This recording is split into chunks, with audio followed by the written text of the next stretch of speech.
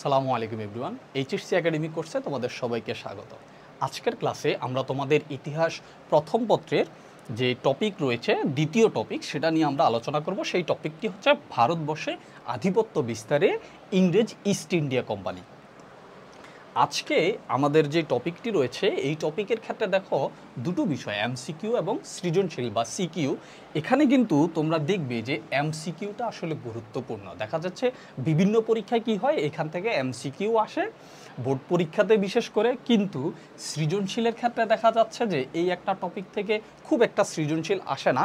2019 সালে তিনটা বোর্ডে এই টপিকটা থেকে কি এসেছিল, সৃজনশীল এসেছিল, কিন্তু সেটাও এসেছিল কি ঘ নং প্রশ্নের জন্য। কিসের জন্য? ঘ নং প্রশ্নের জন্য। সুতরাং তোমরা এই টপিকটা যখন এমসিকিউর জন্য ভালো করে পড়বে, আশা করি তোমরা এখানে যদি সৃজনশীল কোনো প্রশ্নে এসেও থাকে তোমরা সেটা পারবে।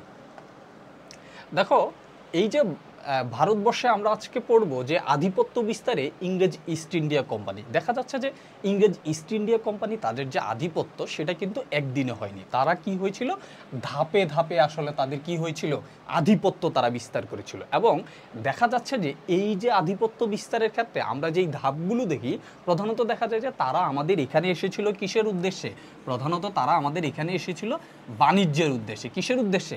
বাণিজ্যের উদ্দেশ্যে এসেছিল। এবং পরবর্তীতে তোমরা দেখবে যে কয়েকটা বিষয়, যে আমাদের যেই রাজনৈতিক যে ব্যক্তিবর্গ ছিল অর্থাৎ রাজন্যবর্গ, তাদের দুর্বলতা, আমাদের সামরিক দুর্বলতা, সর্বোপরি এই বিষয়গুলোর কারণে আসলে ইংরেজরা ব্যবসা বাণিজ্যের পরবর্তীতেও আমাদের এই ভারত উপমহাদেশের রাজনীতিতে হস্তক্ষেপ করার সুযোগ পায়। এবং তারা কি করেছিল, মোগল যে শাসক বা সম্রাট রয়েছে তাদের কাছ থেকে অনুমতি বা সুবিধা নিয়ে তারা রাজনীতিতে যেমন হস্তক্ষেপ করে, একই সাথে তারা আসলে কি গড়ে তোলে, নিজস্ব সামরিক বাহিনী। কি গড়ে তোলে? নিজস্ব সামরিক বাহিনী তারা গড়ে তোলে, যা আসলে ধীরে ধীরে তাদেরকে কি করেছিল, শক্তিশালী করেছিল। আচ্ছা, আমরা যদি এখানে দেখি, দেখো দেখা যাচ্ছে যে এই যে ইংরেজ যে রাজনৈতিক আধিপত্য, এই আধিপত্য বিস্তারের পৃষ্ঠপোষকতা করেছিল আসলে কে, খোদ ব্রিটিশ সরকার। যেটা আমি একটু আগে বলেছিলাম যে আমরা আমাদের যে রাজন্যবর্গরা তারা যেমন তাদেরকে সুবিধা দিয়েছিল, ঠিক একইভাবে দেখা যাচ্ছে যে এই যে ব্রিটিশ সরকার রয়েছে তারা বুঝতে পেরেছিল যে যদি আমরা ইস্ট ইন্ডিয়া কোম্পানিটি কি করি, ভালো করে পৃষ্ঠপোষকতা করি, তাহলে তারা কি করবে, এই দেশে থেকে আমাদের দেশে একটা ভালো রাজস্ব নিয়ে আসতে পারবে, অর্থ নিয়ে আসতে পারবে, এবং ওই দেশে আমাদের উপনিবেশিক শাসন আমরা কি করতে পারবো, কায়েম করতে পারবো। যার কারণে দেখা যায় যে কি খুব ব্রিটিশ সরকারই এই ইস্ট ইন্ডিয়া কোম্পানিকে কি করেছিল, মদত দিয়েছিল, যাতে তারা কি করে, আমাদেরকে ভালোভাবে শোষণ করতে পারে। দেখো এখানে উল্লেখযোগ্য বিষয় হচ্ছে যে পঞ্চদশ ও ষোড়শ যে শতাব্দী, সেই শতাব্দীর ক্ষেত্রে দেখা যাচ্ছে যে ইউরোপের যে প্রধান উপনিবেশিক শক্তি, সেই উপনিবেশিক শক্তি কিন্তু ছিল স্পেন এবং পর্তুগাল। কখন? পঞ্চদশ ও ষোড়শ শতাব্দীতে। কিন্তু যখনই সপ্তদশ ও অষ্টাদশ শতাব্দীর কথা আসে, অর্থাৎ যখনই শিল্প বিপ্লব হয়েছিল, সেই শিল্প বিপ্লবের পথ ধরে ইংল্যান্ড এবং ফ্রান্স তারা কি হয়, শক্তিশালী হয়ে ওঠে। কাদের থেকে?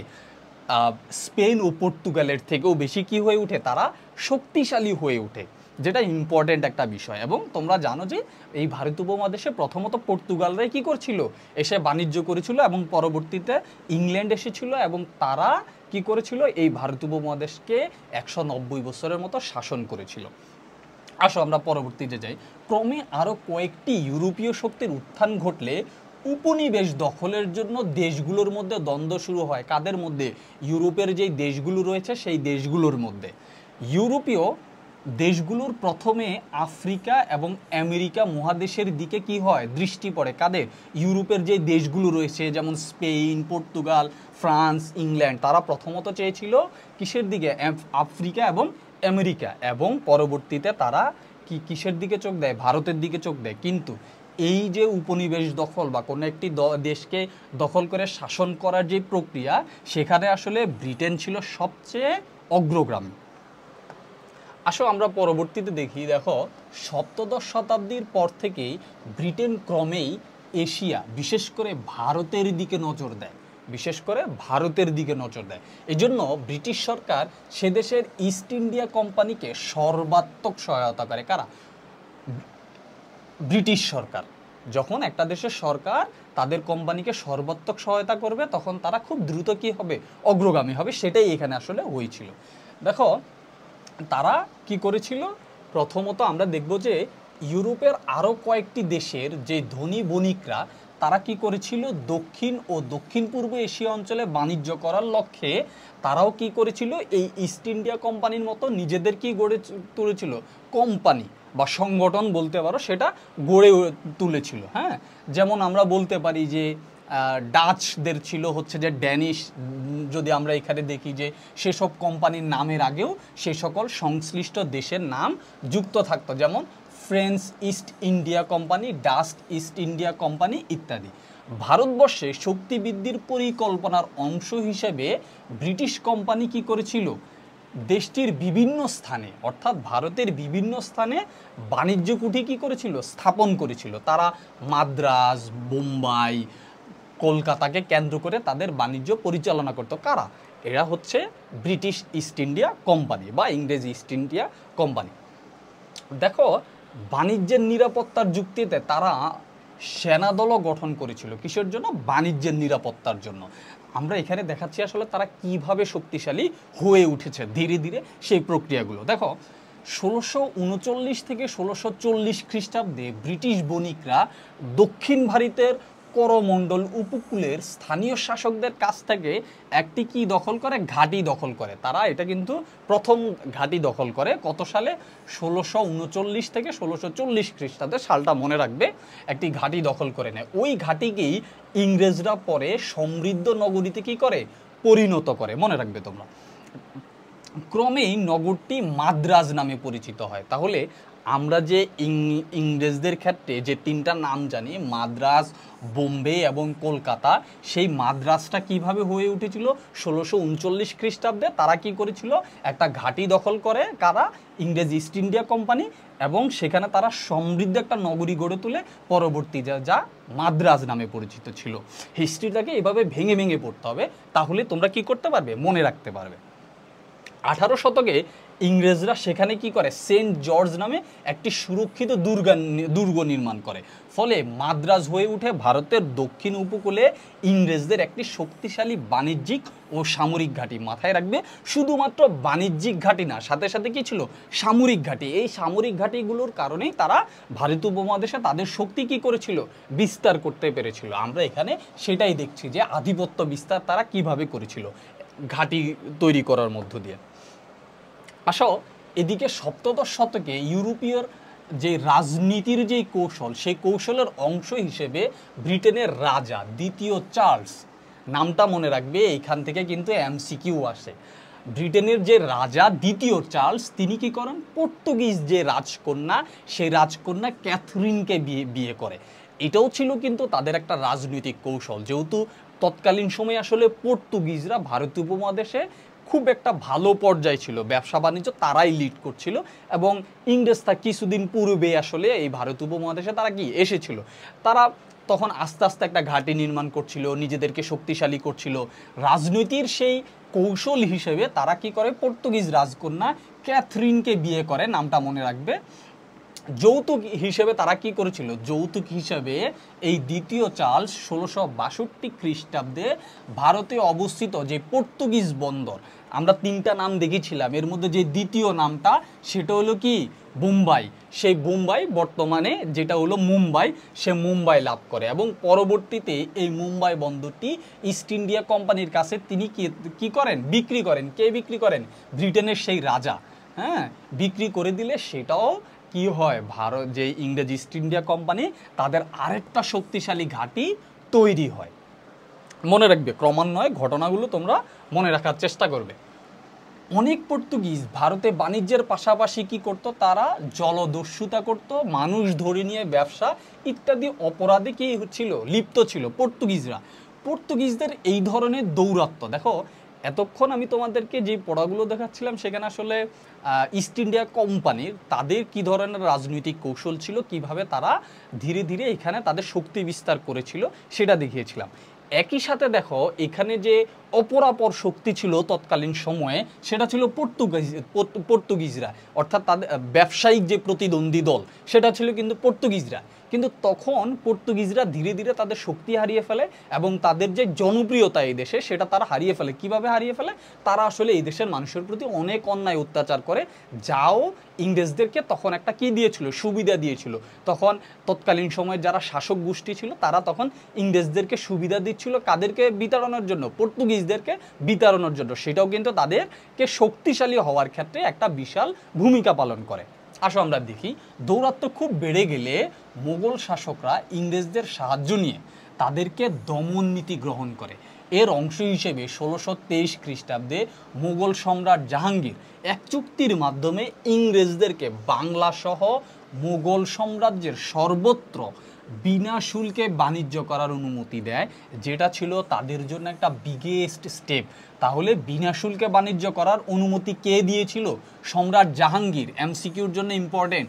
সম্রাট জাহাঙ্গীর দিয়েছিল কিসের জন্য? বিনা শুল্কে বাণিজ্য করার জন্য। কত সালে? 1623 খ্রিস্টাব্দে। মনে রাখবে। 1651 খ্রিস্টাব্দে ব্রিটিশ ইস্ট ইন্ডিয়া কোম্পানি 1651-তে, এটা কিন্তু সম্ভবত বোর্ড প্রশ্ন ছিল যে কত সালে তারা হুগলিতে কুঠি নির্মাণ করেছিলেন? 1651 খ্রিস্টাব্দে। মনে রাখবে। 1668 খ্রিস্টাব্দে তারা ঢাকা এবং এর কিছু পরে তারা রাজমহল ও মালদহে কি করে? কুঠি নির্মাণ করে। এভাবে অর্থনৈতিকভাবে তারা শক্তিশালী হয় এবং শক্তিশালী হওয়ার সাথে সাথে ইংরেজরা কি হয়?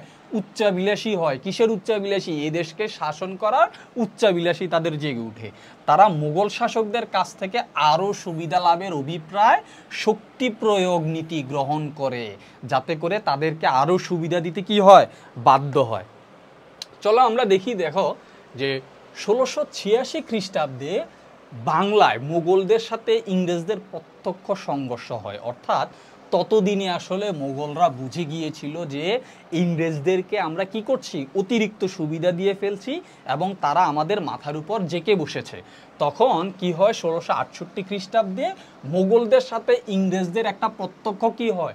সংঘর্ষ হয়। দেখবে এই নামটা মনে রাখো, এইটা বোর্ড এমসিকিউতে এই নামটা এই এমসিকিউটা এসেছে। দেখবা জব চার্নক নামে ইংরেজ ইস্ট ইন্ডিয়া কোম্পানির এক কর্মকর্তা হুগলি ত্যাগ করে প্রথমে সুতান্টি বর্তমান কলকাতার কাছে এবং পরে পশ্চিমবঙ্গের হিজলিতে বাণিজ্য কেন্দ্র সরিয়ে নেন। কে নিয়েছিলেন? মনে রাখবা, জব চার্নক। হ্যাঁ, তিনি নিয়েছিলেন। হ্যাঁ, এবং হুগলি ত্যাগের সময় বালেশ্বর শহরটি তিনি কি?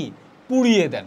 মনে রাখবে 1687 খ্রিস্টাব্দে ক্যাপ্টেন হিতের নেতৃত্বে ইংরেজদের নৌবহর চট্টগ্রাম আক্রমণ করলে আবার ইঙ্গ মুঘল সংঘর্ষ শুরু হয়। আমরা ইঙ্গ মুঘল সংঘর্ষগুলো জানবো ধীরে ধীরে কিভাবে তাদের সাথে আমাদের দ্বন্দ্ব হয়েছে, সংঘর্ষ শুরু হয়। হ্যাঁ, যুদ্ধে হেরে গিয়ে ক্যাপ্টেন হিথ কি করেছে? মাদ্রাজে পালিয়ে যান। এদিকে বাংলায় তখন কি হয়? মারাঠা আক্রমণের ভীতি বিরাজ করছিল। তখন মুঘলদের সাথে মারাঠাদের একটা কি ছিল? দ্বন্দ্ব ছিল। হ্যাঁ, একসাথে মারাঠা ও ইংরেজদের বিরুদ্ধে লড়াই করার মতো শক্তি কাদের ছিল না? মুঘল শাসকদের ছিল না। সেজন্য 1690 খ্রিস্টাব্দে ইংরেজদের সাথে সন্ধি করতে বাধ্য হন আসলে মুঘলরা। কারণ একই সাথে তাদের দ্বন্দ্ব চলছিল কাদের সাথে? মারাঠা, এবং দ্বন্দ্ব ছিল তাদের কাদের সাথে? ইংরেজদের সাথে। হ্যাঁ, ইংরেজদের সাথে দ্বন্দ্ব ছিল। যারা ইতিহাস এবং ইসলামের ইতিহাস এই দুইটাই পড়ছো তারা জানো যে মারাঠাদের সাথে মুঘলদের যে দ্বন্দ্বগুলো সেখানে বিস্তারিত বলা আছে কেন দ্বন্দ্বগুলো হয়েছিল। হ্যাঁ, তো এই একই সাথে আসলে মুঘলদের দুই পক্ষের সাথে কি করা লাগছিল? যুদ্ধ করা লাগছিল। তখন তুলনামূলকভাবে তারা ইংরেজদেরকে বেশি শক্তিশালী মনে করেছিল, এদের সাথে পারা সম্ভব ছিল না। তখন তারা মারাঠাদের সাথে যুদ্ধটাকে বেছে নিয়ে তারা কি করেছে? তারা হচ্ছে ইংরেজদের সাথে একটা সন্ধি করে, যেটা ছিল ইংরেজদের আরেকটু শক্তি বিদ্ধারে সহায়ক হিসাবে কাজ করে।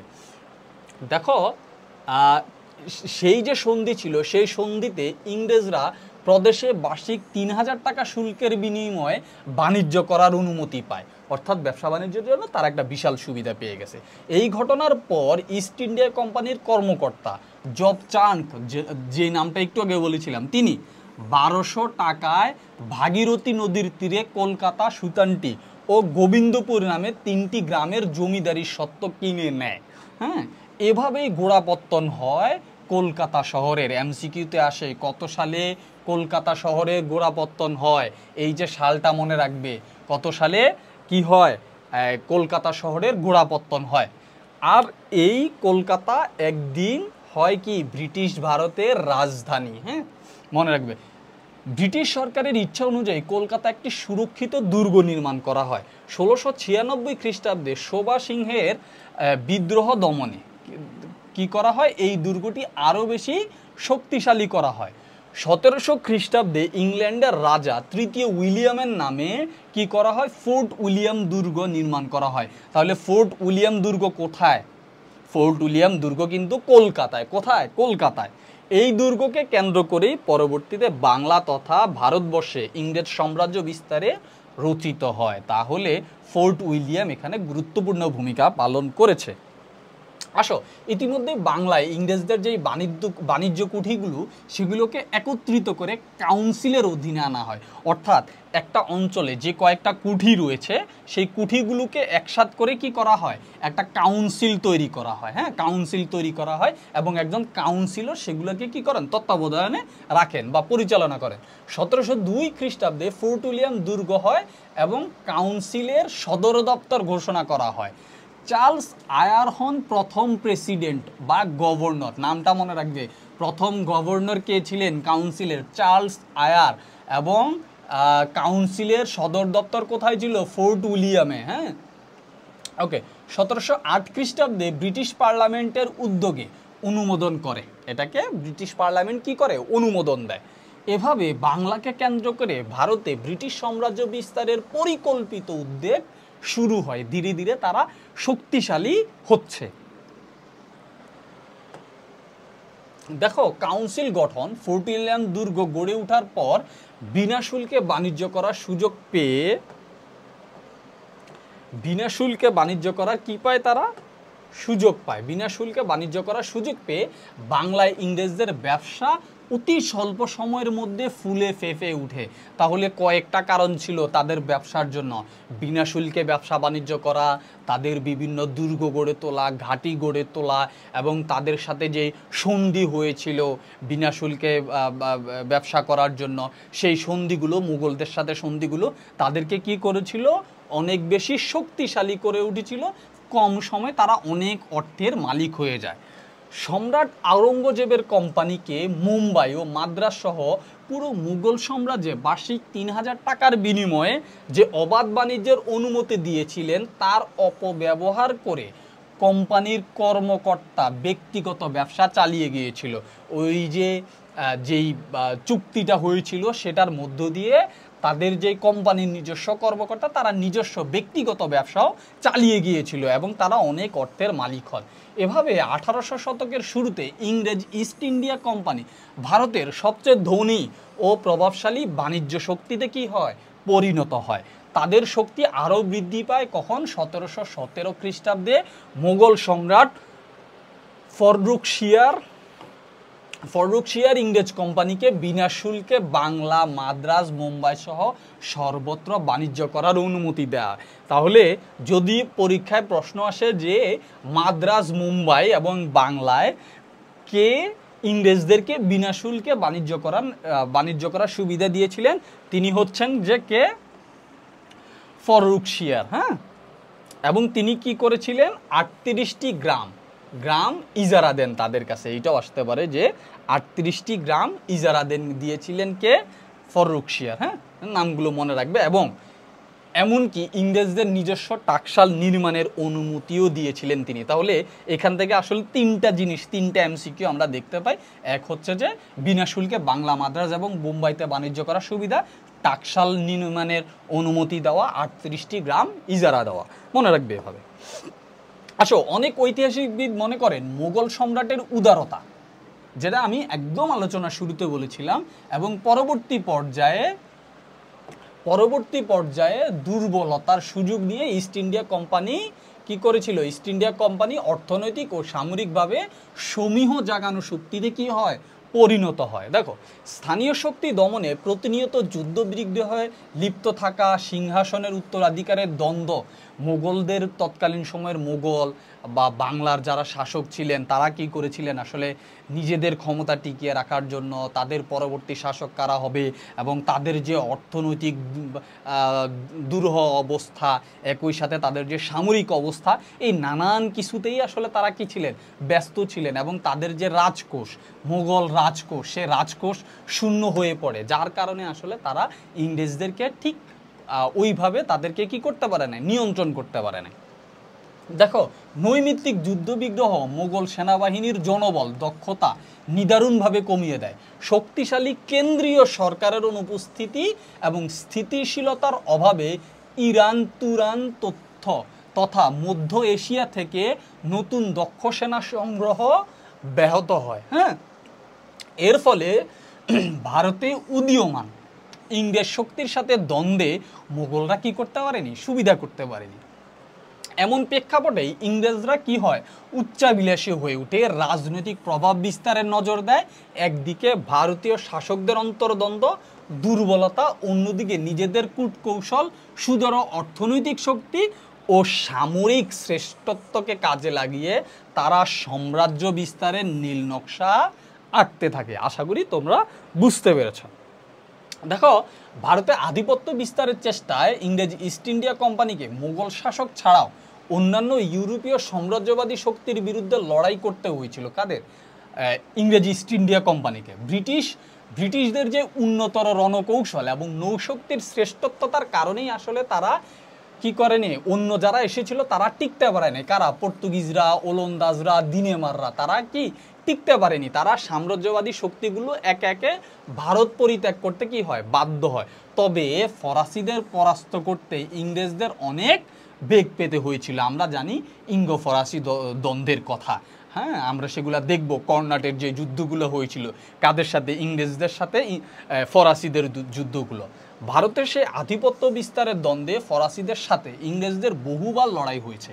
এসব লড়াইয়ে অধিকাংশেরই ফলাফল নির্ধারিত হয়েছে ইউরোপে গৃহীত সিদ্ধান্তের পরিপ্রেক্ষিতে।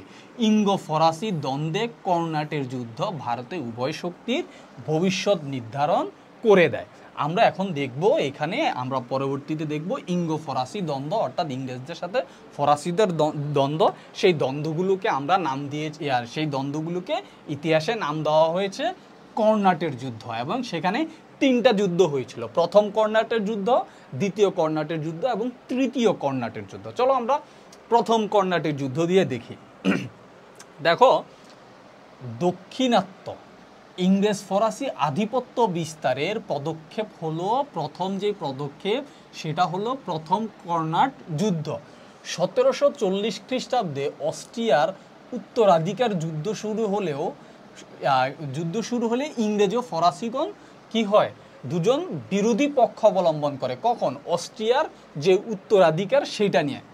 ভারতীয় উপমহাদেশে অবস্থানরত ইংরেজ ও ফরাসি বণিক সম্প্রদায় পরস্পর নিরপেক্ষ থাকার চেষ্টা করলেও ইংরেজ নৌ সেনাপতি জোরপূর্বক কয়েকটি ফরাসি জাহাজ দখল করে। এখানে দেখো বিষয়টা সারমর্ম কি? সারমর্ম হচ্ছে 1740 খ্রিস্টাব্দে অস্ট্রিয়ায় অলরেডি উত্তরাধিকার নিয়ে ইংরেজদের এবং ফরাসিদের মধ্যে যুদ্ধ হচ্ছে, কিন্তু ভারতে এসে আসলে ফরাসিরা এবং ইংরেজরা কেউ কারোর সাথে যুদ্ধে লিপ্ত হতে চায়নি। তারা আসলে একটা কি করেছিল, দেখবে যে নিরপেক্ষ থাকার চেষ্টা করেছিল। কিন্তু ইংরেজ যে নৌসেনাপতি তিনি কি করেন, জোর করে যখন ফরাসিদের জাহাজ দখল করে নেন, তখনই আসলে তাদের মধ্যে দ্বন্দ্বটা শুরু হয়। দেখো, উপমহাদেশে ইংরেজ ও ফরাসিদের মধ্যে যুদ্ধের কি হয়, সূত্রপাত ঘটে। দেখো, সেই সময় ফরাসিদের শক্তিশালী নৌবহর না থাকায় ডুপ্লে মরিশাসের ফরাসি শাসনকর্তা লাবুরদনের সাহায্য চেয়ে আবেদন পাঠান বা চিঠি পাঠান। হ্যাঁ, তখনকার সময় কে পাঠিয়েছিল? ফরাসিদের যে দায়িত্বে ছিল ডুপ্লে, তিনি মরিশাসের ফরাসি যে শাসনকর্তা তার কাছে, লাবুরদনের কাছে সাহায্য চেয়ে চিঠি পাঠান। 1745 খ্রিস্টাব্দে ইংরেজগণ ফরাসিদের পন্ডিচেরি আক্রমণ করতে উদ্যত হলে ডুপ্লের পরামর্শে কর্ণাটের নবাব আনোয়ার উদ্দিন তার রাজ্যে ইংরেজদেরকে যুদ্ধ করতে নিষেধ করেন। অর্থাৎ ওই সময়ে ফরাসিরা বা ডুপ্লে নবাব আনোয়ারের হাত ধরে বা নবাব আনোয়ারের সাহায্য নিয়ে তারা নিজেদেরকে রক্ষা করেছিল, কারণ আনোয়ার ইংরেজদেরকে নিষেধ করেছিল আমার রাজ্যে কোনো যুদ্ধ তোমরা কি করতে পারবা না। উপরোক্ত যেই নবাবের সাথে ডুপ্লের চুক্তি সম্পাদিত হয় যে মাদ্রাজ অধিকৃত হলে তা আনোয়ার উদ্দিনকে প্রত্যাবর্তন করা হবে। অর্থাৎ এই যে আনোয়ার উদ্দিন সাহায্য করেছিল, তখন কি হয়, ডুপ্লের সাথে চুক্তি হয় যে ঠিক আছে তুমি আমাকে কি দিয়ে দিবা, তুমি আমাকে হচ্ছে মাদ্রাজ দিয়ে দিবে, যখন তুমি মাদ্রাজটা দখল করবে সেটা আমাদেরকে দিয়ে দিবে। এদিকে লাবুরদন সরাসরি উপমহাদেশে আগমন করেন, যে লাবুরদনের কাছে ডুপ্লে সাহায্য চেয়েছিল মরিশাসের ফরাসি শাসনকর্তার কাছে। হ্যাঁ, ইংরেজগণের নিকট থেকে মাদ্রাজ অধিকার করেন, তারা দখল করেন। হ্যাঁ, কারা? ফরাসিরা। উপযুক্ত ক্ষতিপূরণের বিনিময়ে লাবুরদন মাদ্রাজ ইংরেজদেরকে ফেরত দিতে চাইলেও ডুপ্লে তা নাকচ করে মাদ্রাজ নিজ অধিকারে রাখেন। কিন্তু এই মাদ্রাজ কিন্তু আনোয়ারকে দিয়ে দেওয়ার কথা ছিল, ডুপ্লে কিন্তু সেটিও করেনি। তিনি কি করেছেন, তিনি আনোয়ারকে সেটা দিতে নাকচ করে দেন এবং সেটা নিজের অধীনে রাখেন। আসো, কর্ণাটের নবাব আনোয়ার উদ্দিন এতে কি হয়, ক্ষুব্ধ হয়। ক্ষুব্ধ হয়ে ফরাসিদের বিরুদ্ধে বিশাল বাহিনী নিয়ে তারা কি করেন, যুদ্ধ করেন। কিন্তু মৈলাপুরের যুদ্ধে নবাবের 10,000 সেনাবাহিনী মাত্র 500 ফরাসি সৈন্যের নিকট শোচনীয়ভাবে পরাজিত হয়। যুদ্ধে জয়ের ফলে ডুপ্লে ভারতীয় উপমহাদেশের সাম্রাজ্য বিস্তারের জন্য উচ্চাভিলাষী হয়ে ওঠেন। তার খ্যাতি ও প্রতিপত্তি বৃদ্ধি পায়। অতঃপর তিনি ইংরেজদের সেন্ট ডেভিড দুর্গ আক্রমণ করে কি হন, ব্যর্থ হন। অন্যদিকে ইংরেজগণ পন্ডিচেরি আক্রমণ করে, যেই পন্ডিচেরি কার কাছে ছিল, ডুপ্লের কাছে ছিল, কি আক্রমণ করে তারাও কি হন, সেখানে অকৃতকার্য হন। ইঙ্গো ফরাসি দ্বন্দ্বে দেশীয় নবাবদের শক্তির অসারতা প্রমাণিত হওয়ায় ইংরেজ ও ফরাসিগণ উভয়ে উপমহাদেশের সাম্রাজ্য স্থাপনে উৎসাহী হয়ে উঠে। অবশেষে 1748 খ্রিস্টাব্দে ইউরোপের আয়ারল্যাপসপল এর সন্ধিটার নাম কি, আয়ারল্যাসেপল সন্ধি। হ্যাঁ, দ্বারা কি হয়, অস্ট্রিয়ার উত্তরাধিকারী যুদ্ধের সমাপ্তি ঘটলে উপমহাদেশে ইংরেজ ও ফরাসিদের মধ্যে শান্তি স্থাপিত হয়। যুদ্ধ সমাপ্ত হয় অস্ট্রিয়ায়, আর শান্তি স্থাপিত হয় কোথায়, ভারতীয় উপমহাদেশে। এই সন্ধির শর্ত অনুসারে উপমহাদেশে ইংরেজগণ মাদ্রাজে ফেরত পেলেও উভয়ের মাঝে অশান্তি বিরাজমান ছিল। অর্থাৎ যেই সন্ধিটা হয়েছিল সেই সন্ধির মধ্য দিয়ে ইংরেজরা পরবর্তীতে কি পায়, তাদের যে মাদ্রাজ সেটা ফিরে পায়, কিন্তু ফিরে পেলেও তাদের মধ্যে একটা কি ছিল, দ্বন্দ্ব ছিল। আসো, প্রথম কর্ণাটের যুদ্ধের পরে আমরা এখন দেখব দ্বিতীয় কর্ণাটের যুদ্ধ। দেখো, প্রথম কর্ণাটের যুদ্ধের যে স্বাক্ষরিত শান্তি চুক্তির মধ্যেই আসলে দ্বিতীয় কর্ণাটের যুদ্ধের বীজ নিহিত ছিল। দেখো, ডুপ্লে ইউরোপীদের যে সম্পাদিত যে আয়ারল্যাসেপলের যে সন্ধি ছিল, সে শর্তটা অনিচ্ছা সত্ত্বেও হলেও তিনি কি হয়েছিলেন, মানতে রাজি হয়েছিলেন। ইংরেজদেরকে মাদ্রাজ অর্পণ করেছিলেন তিনি, যেটা আমরা আগের স্লাইডে দেখেছিলাম। কিন্তু সুচতুর ডুপ্লে তিনি উপলব্ধি করেন যে ফরাসিদের ক্ষমতা শুধু কর্ণাটের মধ্যেই সীমাবদ্ধ। কাদের? ফরাসিদের। অন্যদিকে মুম্বাই ও বাংলাদেশে ইংরেজদের শক্তিশালী ঘাঁটি রয়েছে। কাজেই মাদ্রাজ স্বীয় অধিকারে রাখতে পারলে দাক্ষিণাত্যের ফরাসি পরিকল্পনা কার্যকারী হবে, বা ফরাসিরা আরও বেশি কি হবে, শক্তিশালী হবে। দাক্ষিণাত্যের রাজনৈতিক অরাজকতা এবং রাজন্যবর্গের যেই দুর্বলতা, সেই দুর্বলতায় ডুপ্লে কি হয়, যুদ্ধে অংশগ্রহণের জন্য উৎসাহী হয়ে ওঠেন। তিনি আসলে কি করেছিলেন, যে রাজন্যবর্গ রয়েছে সেই রাজন্যবর্গদেরকেও তার সাথে অংশগ্রহণের জন্য উৎসাহী করে তোলেন। হ্যাঁ, 1748 খ্রিস্টাব্দে নিজামের মৃত্যুর পরে দাক্ষিণাত্যের রাজনৈতিক পরিস্থিতি একটা কি বলা যায়, একটা বিরূপ রূপ ধারণ করে। হ্যাঁ, হায়দ্রাবাদের সিংহ সিংহাসনের উত্তরাধিকারী নিয়ে আসলে কি হয়েছিল, দ্বন্দ্ব শুরু হয়। সেখানে নিজামের দ্বিতীয় পুত্র নাসির জং এবং দহিত্র জংয়ের মধ্যে বিরোধিতা শুরু হয়। অর্থাৎ এইখানে একটা হিস্ট্রি দ্বারা বোঝাচ্ছে যে তিনি যে দাক্ষিণাত্যের বাহিরে গিয়ে তিনি কি করতে চাচ্ছেন, মাদ্রাজ দখল করতে চাচ্ছেন। সেজন্য তিনি দাক্ষিণাত্যের যে রাজনৈতিক ব্যক্তিবর্গগুলো রয়েছে তাদেরকে তার দলে আনার চেষ্টা করছেন। সে সময় আসলে দেখা যায় কি দাক্ষিণাত্য আবার সিংহাসন নিয়ে একটা দ্বন্দ্ব হচ্ছিল। তখন আসলে কার সুবিধা হয়, ডুপ্লের সুবিধা হয় তার দলে যে কোনো একটা শক্তিকে তার দলে নিয়ে আসার। অপরদিকে কর্ণাটের নবাব আলীর মৃত্যুর পর কর্ণাটের সিংহাসন নিয়েও আনোয়ার উদ্দিন এবং তার এই নবাবের যে জামাতা চাঁদ সাহেব তাদের মধ্যে বিরোধ শুরু হয়। এবং বিরোধ শুরু হলে সেই উচ্চাবিলাসী ডুপ্লে কি করেন, দাক্ষিণাত্যের যে রাজন্যবর্গ তাদের অন্তর্দ্বন্দ্বে হস্তক্ষেপ করে ফরাসিদের প্রভাব প্রতিপত্তি বৃদ্ধির সুযোগ পেয়ে যান। হ্যাঁ, তিনি চাঁদ সাহেবকে কি করেন, কর্ণাটের সিংহাসনে অধিষ্ঠিত করেন এবং তার সাহায্যে তিনি কি করেন, মুজাফফর জংকে হায়দ্রাবাদের সিংহাসনে স্থাপন করেন। তাহলে ফরাসির শক্তিটা কিভাবে বেড়েছিল, তিনি ওই যে রাজন্যবর্গদের দুর্বলতা, ক্ষমতার অন্তর্দ্বন্দ্ব সেগুলোকে কাজে লাগিয়ে তিনি দুটো জায়গায় কি করেন, তার ক্ষমতা বিস্তার করেন। এক হচ্ছে যে তিনি কি করেন,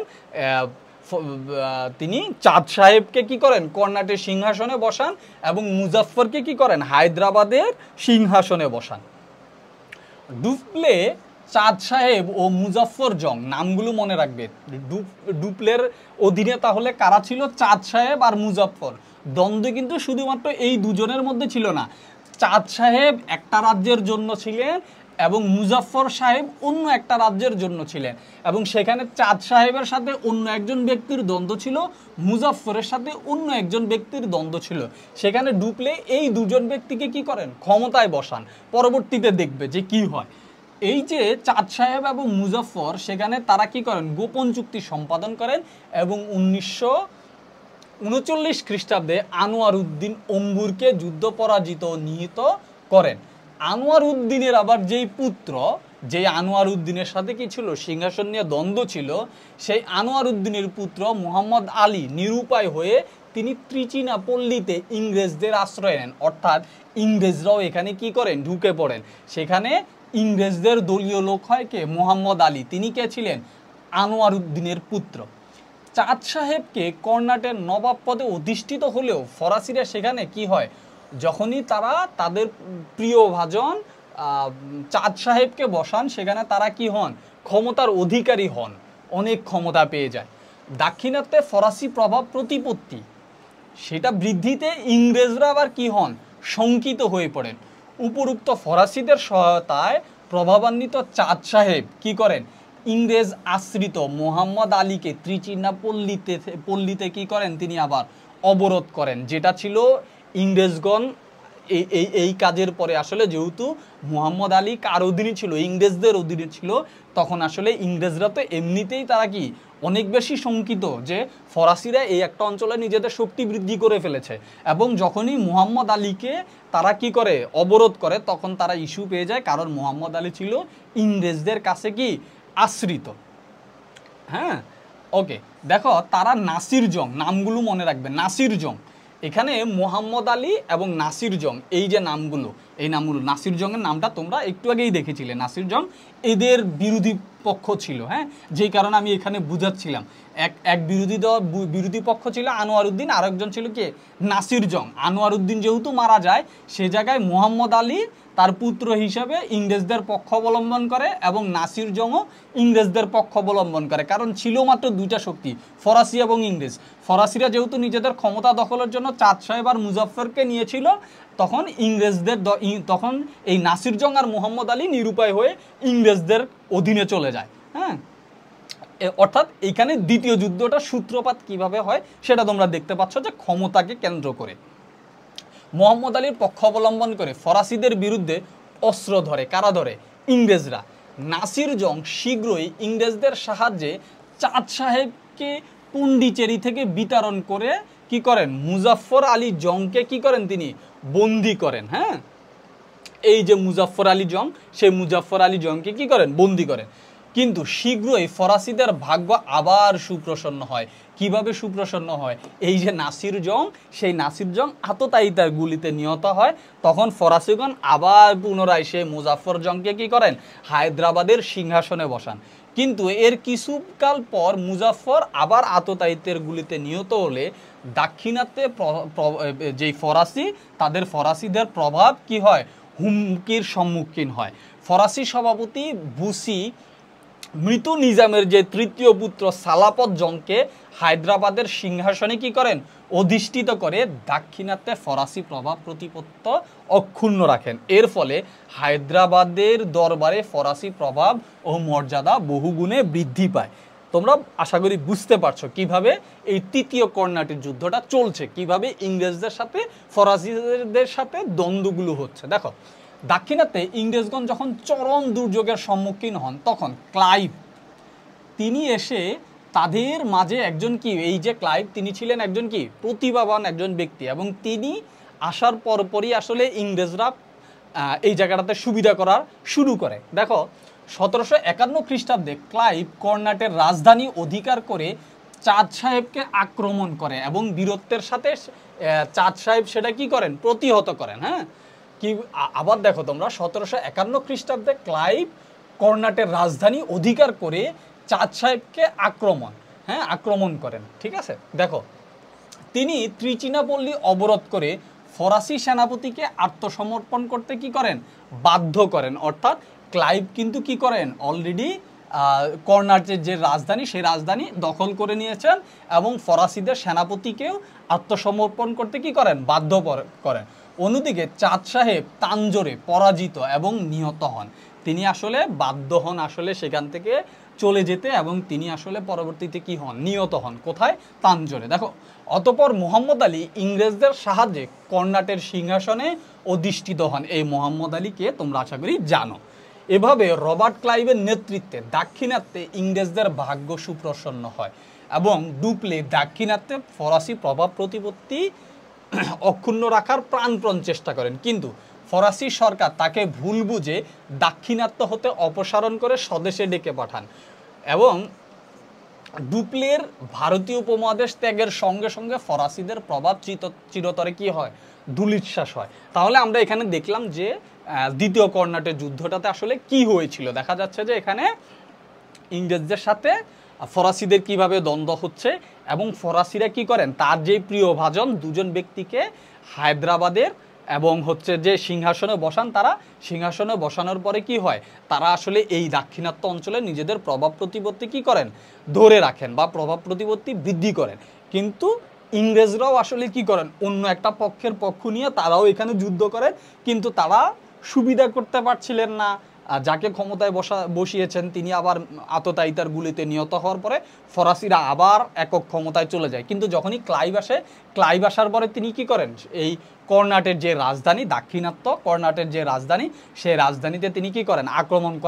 আক্রমণ করে সেখানে তিনি কি করেন? সে দাক্ষিণাত্য দখল করেন, কর্ণাট দখল করেন, এবং ফরাসি সেনাপতিকে কি করেন? আত্মসমর্পণ করতে বাধ্য করেন, যার মধ্যে দিয়ে সেখানে ইংরেজদের প্রভাব প্রতিপত্তি কি হয়? বৃদ্ধি পায়। অন্যদিকে ফরাসিরা সেখানে আবার কি হয়? দুর্বল হয়ে যায়, এবং ডুপ্লেকে ভুল বুঝে কি করেন? স্বদেশে তার দেশের সরকার ফিরিয়ে নিয়ে যান।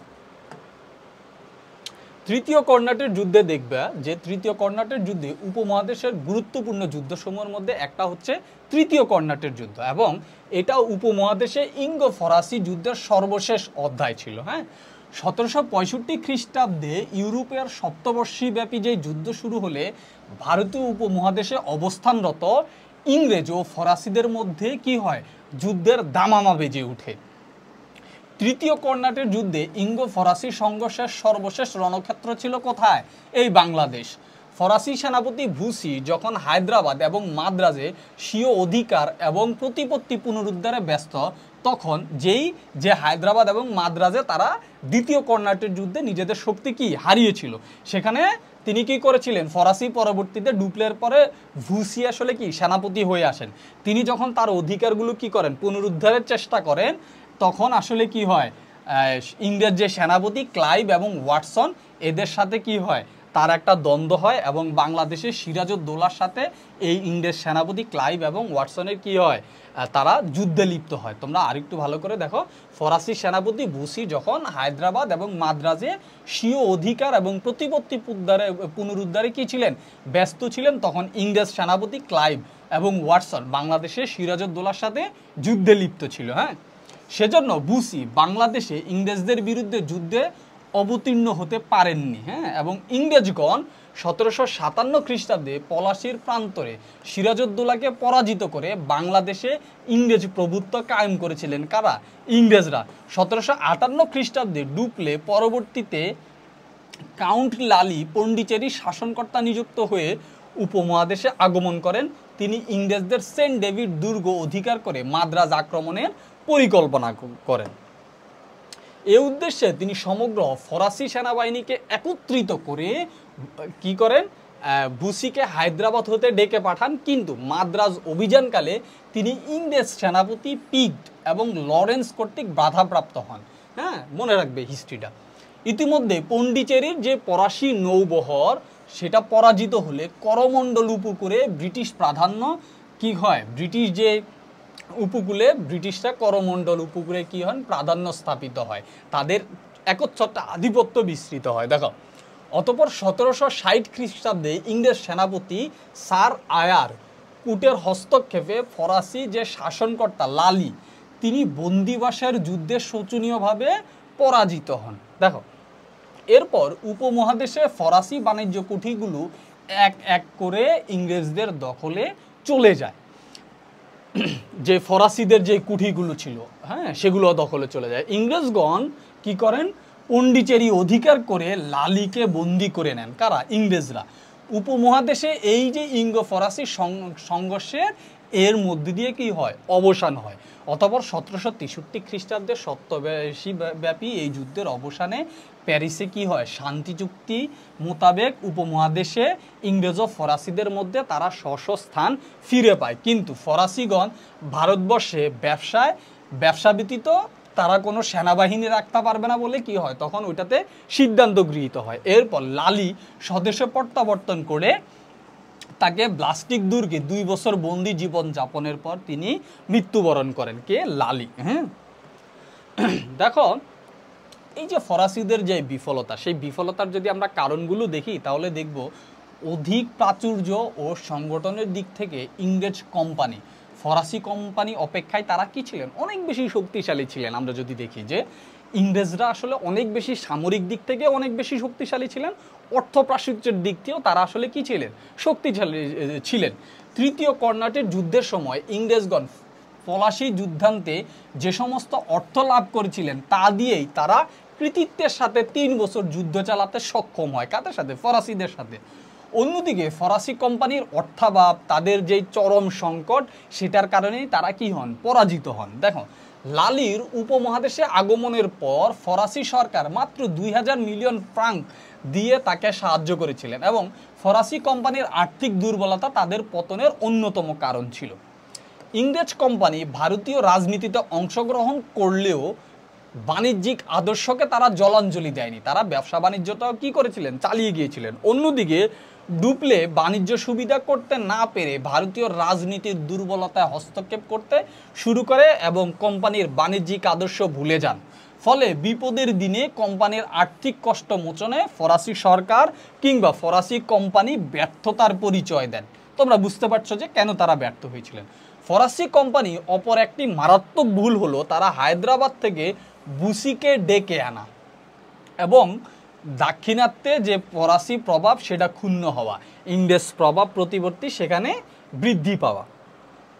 ফরাসি ইস্ট ইন্ডিয়া কোম্পানি সর্বশেষ ভারতীয় উপমহাদেশে আগমন করে। তারা কি করে, ইংরেজ ইস্ট ইন্ডিয়া কোম্পানির মতো বিপুল সংখ্যক বাণিজ্য কুঠি এবং আর্থিক প্রাচুর্য লাভ করতে পারেনি। দেখো, নৌবাহিনীর সফলতা, হ্যাঁ, বা সাফল্যতা, হ্যাঁ, যে নৌবাহিনীর আমরা সফলতা দেখি, সে নৌবাহিনীর সফলতা ইংরেজদের বিজয়ের অন্যতম কারণ ছিল।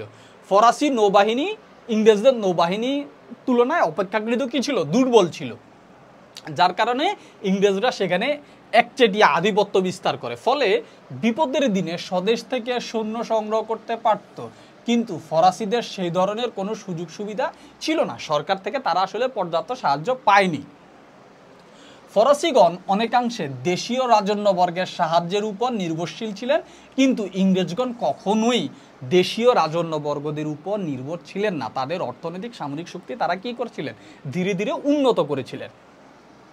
ফরাসি কর্মচারীদের ব্যক্তিগত কোন্দল, চারিত্রিক দুর্বলতা এবং সম্মিলিত প্রচেষ্টার অভাব আসলে তাদের পরাজয়ের অন্যতম কারণ।